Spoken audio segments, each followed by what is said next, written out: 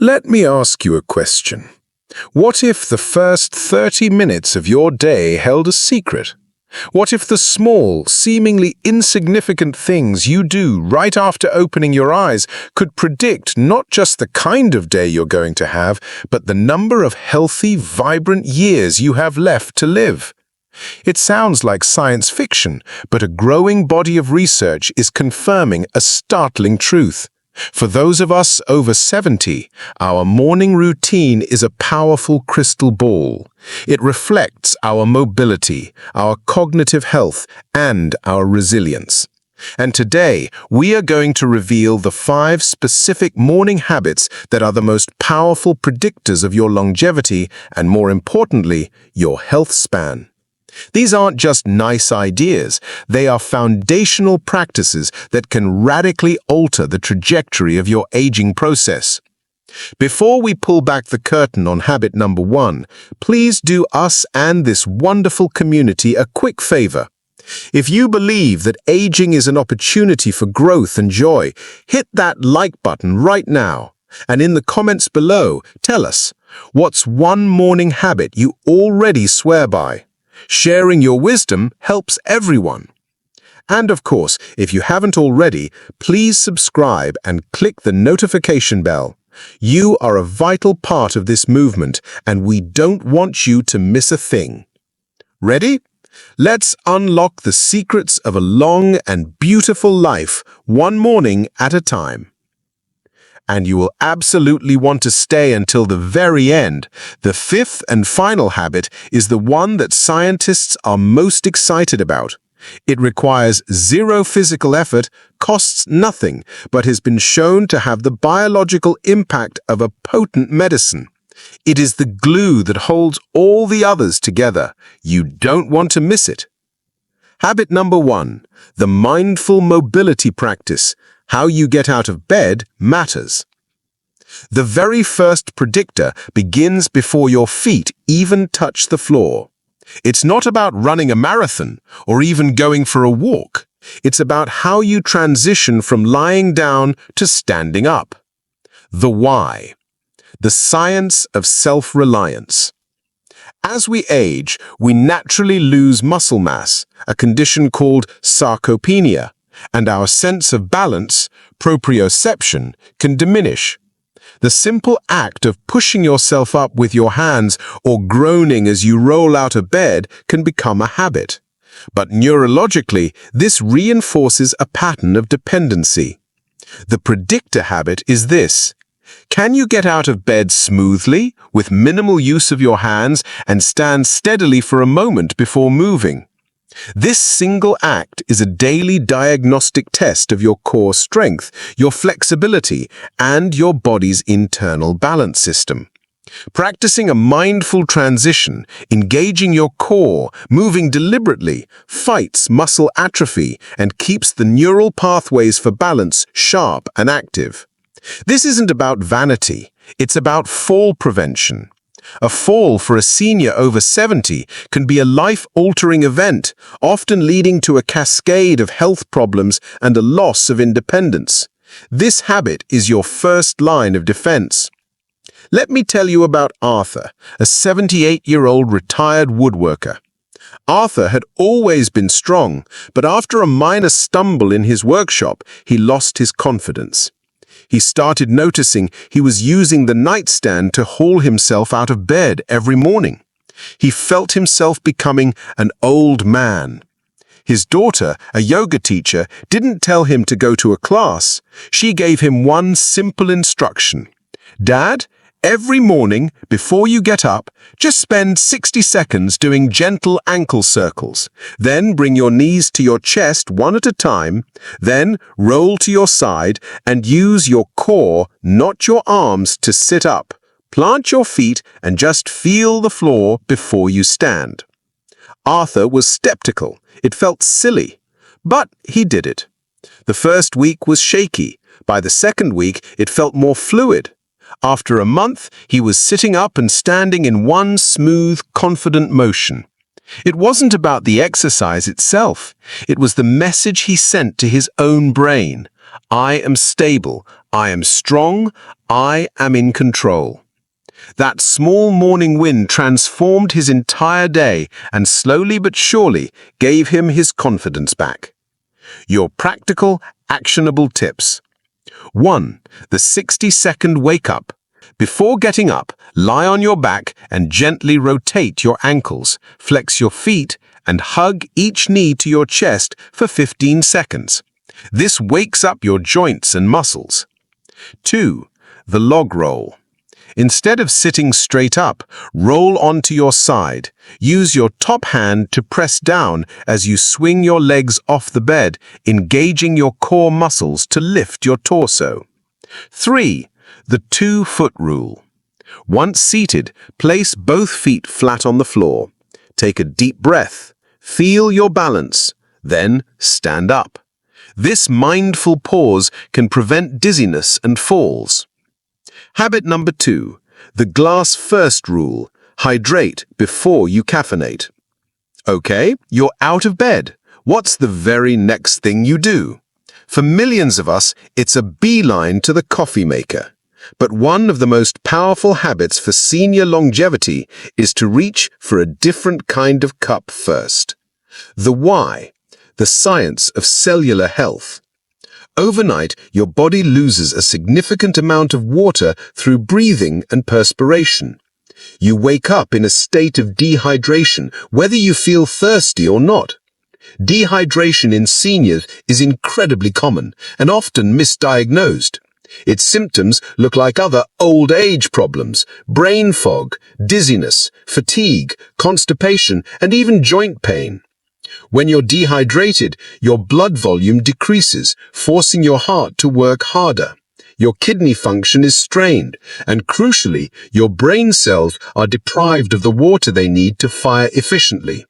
That morning fog might not be age, it might be a lack of water. Coffee is a diuretic which can further dehydrate you. The predictor habit is simple. Do you drink at least 8 ounces, about 240 milliliters of water before your first cup of coffee or tea? This simple act rehydrates your system, kickstarts your metabolism, flushes out toxins, and lubricates your joints. It's like giving every cell in your body a refreshing shower. Brenda, a sharp-witted 81-year-old, was getting frustrated with her senior moments. She'd walk into a room and forget why, or lose her train of thought mid-sentence. She chalked it up to her age. Her routine was to wake up and immediately have 2 strong cups of black coffee while reading the paper. Her doctor, during a routine checkup, didn't prescribe a new pill. He prescribed a glass of water. "Brenda," he said, "I want you to put a glass of water on your nightstand every night. Before your feet hit the floor, I want you to drink it, all of it." Brenda thought it was nonsense, but agreed to try it for a week. Around day 4, she noticed something odd. The newspaper seemed clearer. She remembered the 3 items she needed from the store without a list. The fog, she described, felt like it was lifting. She hadn't cured aging, but she had cured her chronic morning dehydration. That 1 glass of water gave her back a feeling of mental clarity she thought was gone forever. Your practical, actionable tips. The nightstand nudge. The easiest way to build this habit is to place a covered glass or water bottle on your nightstand before you go to bed. It's the first thing you'll see. Add a squeeze of lemon. A little lemon juice not only adds flavor, but can also aid digestion and provide a small boost of vitamin C. Track it. For the first week, make a check mark on a calendar every morning you complete the habit. This visual feedback helps solidify the new neural pathway. Habit number 3. Prioritize protein. Fuel your muscles, not just your cravings. Now that you're hydrated, it's time for fuel. But what you choose for that first meal is a critical predictor of your physical independence for years to come. The why, the science of sarcopenia. The battle against age-related muscle loss or sarcopenia is won or lost at the breakfast table. After age 50, we can lose up to 1 to 2% of our muscle mass every year if we're not actively fighting it. Muscles aren't just for lifting things. They are your body's metabolic engine. They protect your bones, and they are crucial for balance and mobility.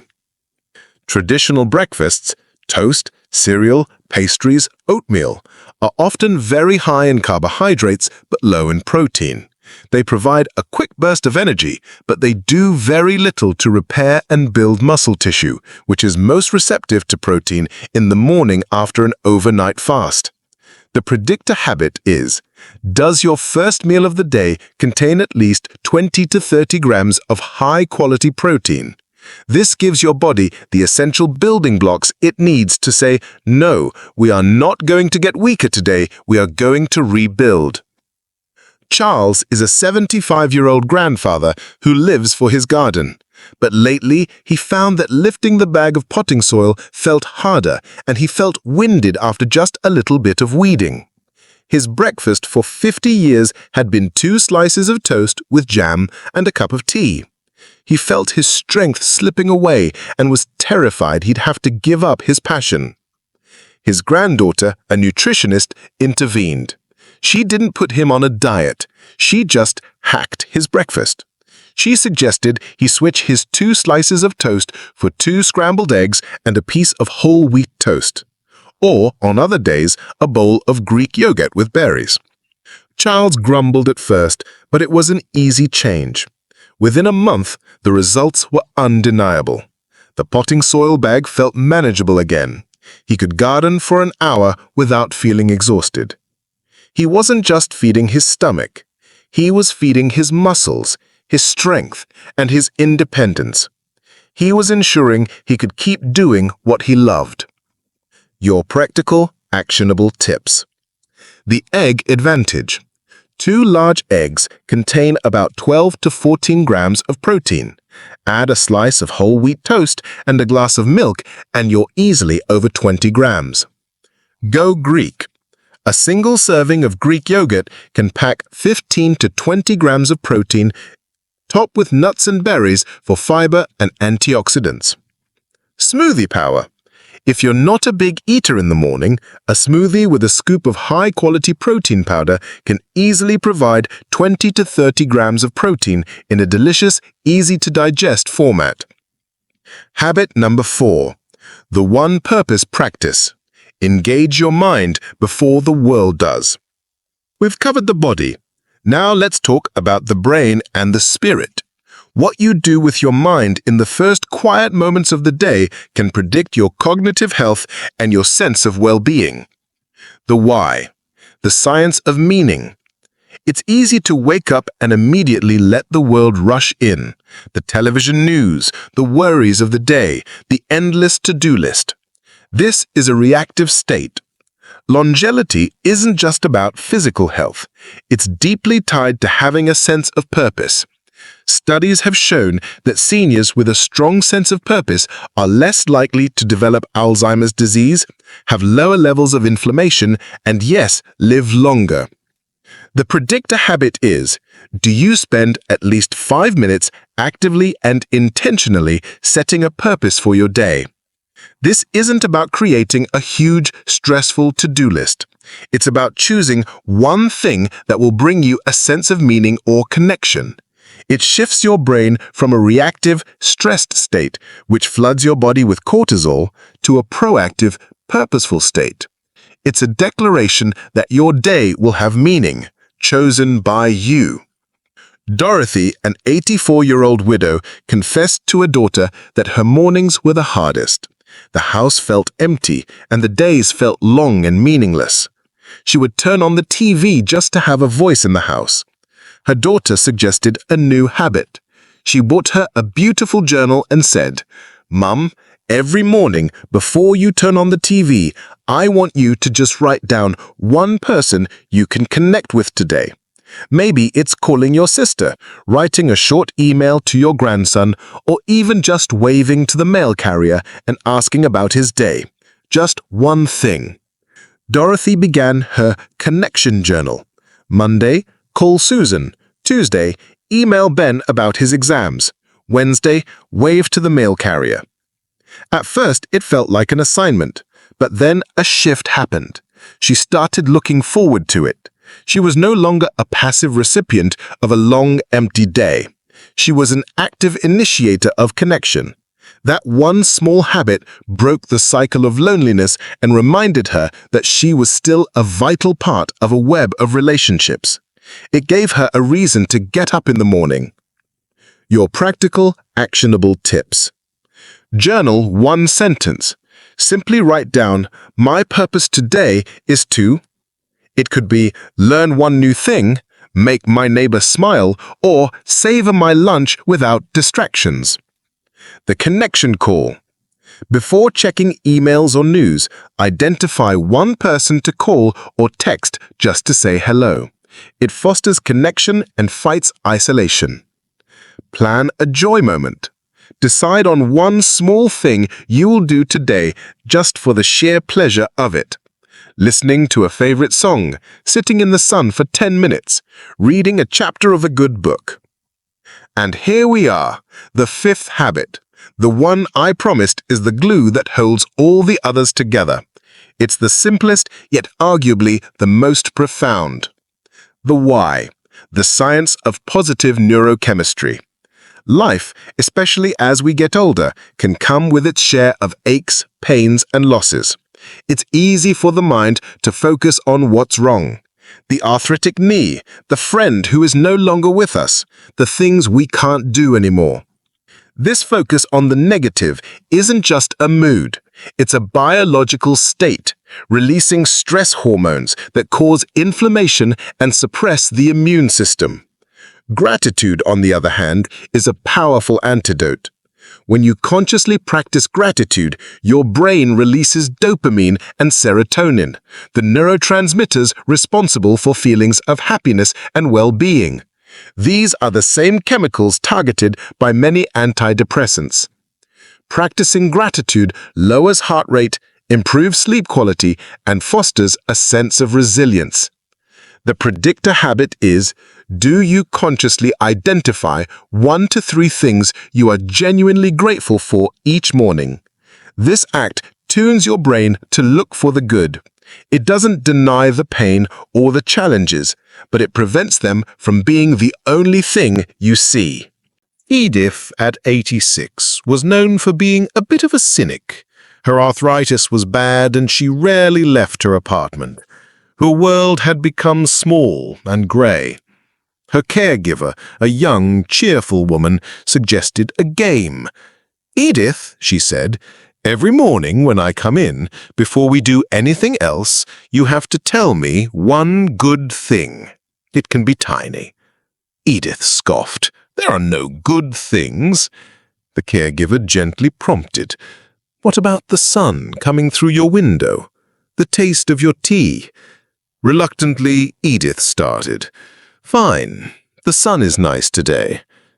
The next day, "My tea tastes all right." But after a few weeks, something in her began to shift.